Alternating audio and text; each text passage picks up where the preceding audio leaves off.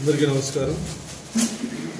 తిరుమల తిరుపతి దేవస్థానం పైన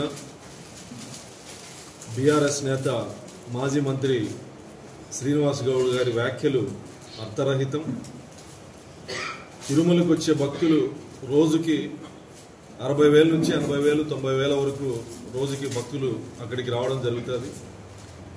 కులము ప్రాంతము చూసేటువంటి పరిస్థితి అక్కడ ఉండదు. కేవలం ఇది శ్రీనివాస్ గౌడ్ గారి యొక్క అస్తిత్వం కోసమో లేదా వాళ్ళ పార్టీ ఉనికి కోసమో ఫ్రస్ట్రేషన్లో మాట్లాడినట్లుంది. తిరుమల పైన ఎటువంటి వివక్షతకి తావు లేదు.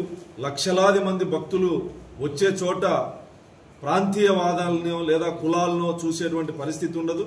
తిరుమలలో దేశ విదేశాల నుంచి ప్రపంచవ్యాప్తంగా భక్తులు వస్తూ ఉంటే కేవలం ప్రాంతీయవాదంతో ప్రాంతీయ తత్వంతో వచ్చినటువంటి పార్టీ నుంచి వచ్చినటువంటి నేత నుంచి ఇలాంటి మాటలే చూడాల్సి వస్తుందేమో.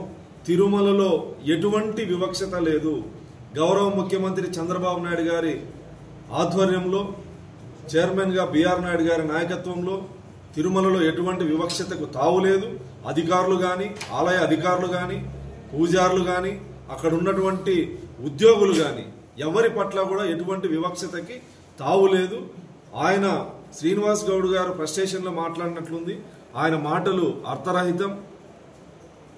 ఎందుకు అలా మాట్లాడాల్సి వస్తుందో, భక్తి దేవుడి దగ్గరికి వచ్చిన తర్వాత ఆలయ ప్రాంగణం దగ్గర రాజకీయాలు మాట్లాడకూడదని చెప్పినప్పటికీ మళ్ళీ 2 రాష్ట్రాల మధ్య విద్వేషాలు రెచ్చగొట్టే విధంగా మాట్లాడడం సరికాదు.